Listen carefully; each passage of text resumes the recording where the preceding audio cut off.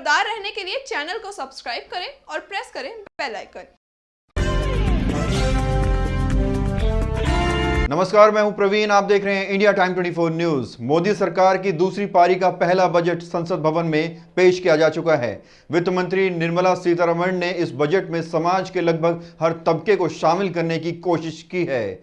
लेकिन इस पूरे बजट पर आम जनता की क्या राय है, नेताओं की क्या प्रतिक्रियाएं हैं और प्रोफेशनल्स इसके बारे में क्या सोचते हैं, इन सभी चीजों को जानने के लिए आप देखिए हमारी एक खास रिपोर्ट। गरीब और मध्यम वर्ग के लिए मैं समझता हूं एक टॉफी दी गई है।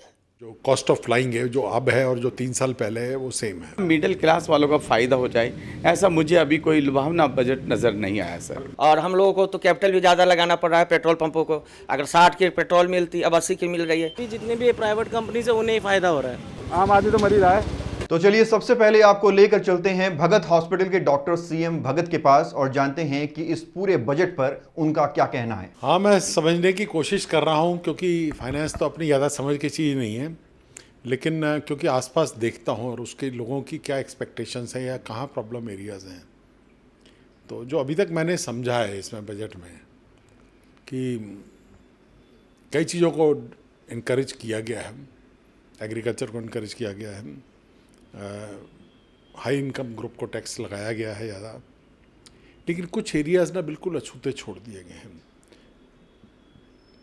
अगर हम ग्राउंड रियलिटी देखें तो इस वक्त जो बहुत सारी मीडियम इंडस्ट्रीज़ हैं, small and medium industries, ministry तो बनी हुई है मीडियम एंड स्मॉल सेक्टर है, लेकिन बहुत सारे बिजनेसमैन और इंडस्ट्रीज़ को मैंने डूबते हुए देखा है। जेट एयर्स वे जो भी, वो भी एक कहानी है।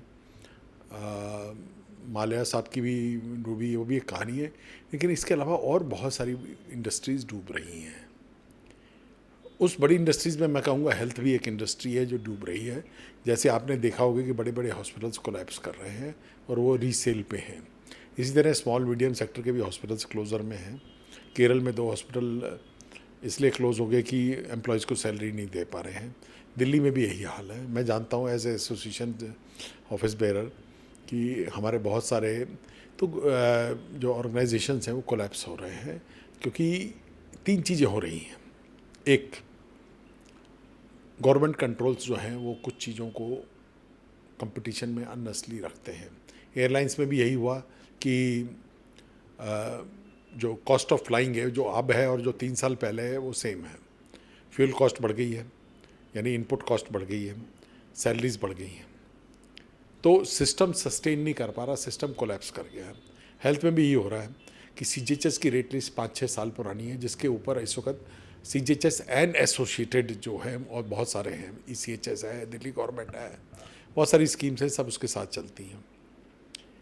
वो एक हिंड्रेंस बन गई है ग्रोथ ऑफ इंडस्ट्री में।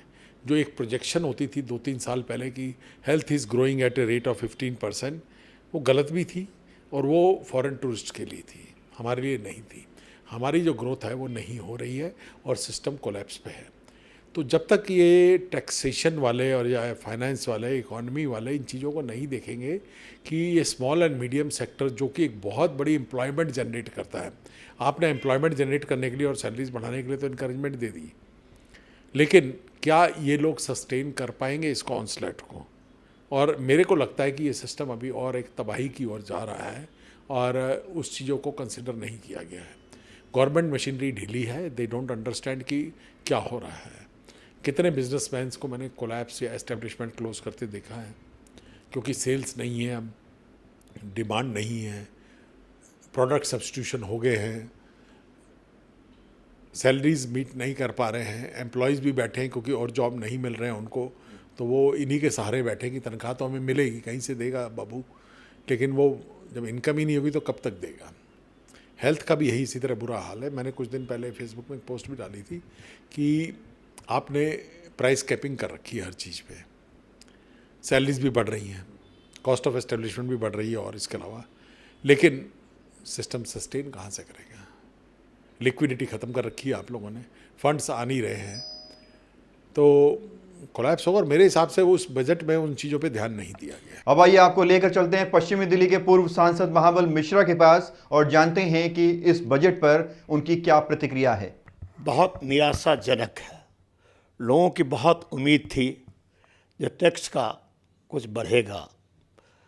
आज मुझे उम्मीद लगता है जो इनकम टैक्स की परिधि बढ़ाने की बात बढ़ाने की बात करते ना वो घटा, ये गरीब और मध्यम वर्ग के लिए मैं समझता हूँ एक टॉफ़ी दी गई है जो चाटते रहो और रहो। आज पेट्रोल की कीमत बढ़ी है, आपने देखा है, मिडिल क्लास को अछूता रखा है, ऑटो पार्ट्स पर रेट बढ़े हैं, किसान के प्रति संवेदनशील ये सरकार नहीं है। आज मैं समझता हूँ बहुत निराशाजनक बजट है। कहते हैं अपर को टैक्स बढ़ा दिया जिससे पैसा आएगा, तो जब ऊपर वाले को आपने हायर बिजनेस क्लास को आपने टैक्स बढ़ाया है तो महंगाई किस पर आएगी? तो जनता, मिडिल क्लास की और लोअर क्लास की जनता महंगाई से त्रस्त होगा, किसान त्रस्त होगा। और किसी बजट में कोई इंफ्रास्ट्रक्चर आपने कोई ऐसा चीज़ नहीं किया है जिससे युवाओं को नौकरी का ध्यान मिलेगा। तो आपने किस वर्ग को खुश किया मुझे पता नहीं, लेकिन इतना तय है जो अच्छे दिन आएंगे, वो अच्छे दिन कौन सा अच्छे दिन आएंगे उस समय बताएगा। तो जैसा कि इस बजट में पेट्रोल और डीजल के दामों में सेस बढ़ाया गया है, जिसके चलते पेट्रोल और डीजल के दाम बढ़ने की उम्मीदें जताई जा रही हैं, इस पर भी हमने लोगों से बात की। हमने पेट्रोल पंप का रुख किया और वहां के मैनेजर और वहां कुछ लोगों से बात की। आइए देखते हैं। देखिए, सबसे बड़ा चीज़ है कि अगर पेट्रोल और डीजल की कीमत बढ़ती है तो ट्रांसपोर्टेशन में बढ़ेगा, तो रेट ऑटोमेटिक वृद्धि होगी। दूसरी बात, अगर एज ए पेट्रोल पंप की ओर से कहें तो अगर जितना ही पेट्रोल की रेट बढ़ती है तो टर्नओवर बढ़ती है, लेकिन उसमें क्या होता है कि अगर रेट कम हो तो हमें कैपिटल कम लगाना पड़ेगा। और यही सारी चीज़ है, हम अपनी टैंक की भी कैपेसिटी फुल रखेंगे तो बढ़ती कीमत के साथ तो सबको परेशानी हो ही रही, चाहे पेट्रोल पंप हो या आम जनता हो, सब जगह पर परेशानी है, महंगाई बढ़ेगी। ओवरऑल अगर बात करें तो आप पर्सनली क्या सोचते हैं, बढ़ना चाहिए कि नहीं बढ़ना चाहिए? पर्सनली तो नहीं बढ़ना चाहिए। और एक अभी ये देखें कि पेट्रोल की कीमत और डीजल की कीमत आज से 5 साल पहले 30, 32, 35, 40 हुआ करता था कि इतनी तीव्रता के साथ दुगनी बढ़ी है, तो इसके कारण महंगाई भी बढ़ी है। और हम लोगों को तो कैपिटल भी ज़्यादा लगाना पड़ रहा है पेट्रोल पंपों को। अगर 60 की पेट्रोल मिलती अब 80 की मिल रही है। हमें तो कमीशन होता सेल पर, जितना लीटर सेल करेंगे उतना ही लगेगा, लेकिन रेट बढ़ने से ज़्यादा हमको कैपिटलाइज करना पड़ता है, इसलिए रेट की वृद्धि नहीं होनी चाहिए। अगर वैसे देखा जाए तो बैरल के प्राइसेस काफ़ी कम है, लेकिन अब ये लास्ट ईयर भी यही बोला था कि गवर्नमेंट पे कर्ज ज़्यादा है तो वो चुकाने के लिए ये इसकी मतलब टैक्सेस कम नहीं कर रहे। लेकिन सर अगर उस हिसाब से देखा जाए तो पिछले 2 साल में तो सारी चीज़ें कवर हो चुकी हैं, लेकिन उसके बाद भी जितनी भी प्राइवेट कंपनीज है उन्हें ही फ़ायदा हो रहा है। पढ़ना ही चाहिए, सारी महंगाई हो रही है, घटाई तो कहीं हो रही है, आम आदमी तो मर ही रहा है। महंगाई का जोर तो सर बहुत ज़्यादा ही है, महंगाई का छोड़ दो, मैं आपको रियली बताऊं, और हर किसी पे ही है जोर तो, और एक पे डिपेंड तो है नहीं, वो बड़े से बड़े और छोटे से छोटे हर किसी पे जोर है। तो आप बजट में क्या कुछ उम्मीद कर रहे थे? बजट में तो ये उम्मीद कर रहे थे कि थोड़ी सस्ताई होएगी, पेट्रोल डीजल के दाम घटेंगे तो उससे हर चीज़ में वो दिखाई देगा हर चीज़ का। सीतारमण जी का जो आज वित्त मंत्री ने जो बजट दिया, जितना हम उनसे चाहते थे ऐसा बजट उन्होंने नहीं दिया। जो हम चाह रहे थे गरीबों के हित में थोड़ा भला हो जाएगा जो उन्होंने बोला, बट वो अभी सामने नहीं आ पा रहा है। इनकम टैक्स के बारे में जो सुन रहा था कि काफ़ी वो देंगे, बट ऐसा भी नहीं लगा बजट कि जिससे गरीबों का भला हो जाए और इतना मिडिल क्लास वालों का फ़ायदा हो जाए, ऐसा मुझे अभी कोई लुभावना बजट नज़र नहीं आया सर। तो अभी तक के लिए फिलहाल इतना ही। देश और दुनिया की तमाम खबरों के लिए आप बने रहिए हमारे साथ और देखते रहिए इंडिया टाइम 24 न्यूज़। नमस्कार। खबरों से खबरदार रहने के लिए चैनल को सब्सक्राइब करें और प्रेस करें बेल आइकन।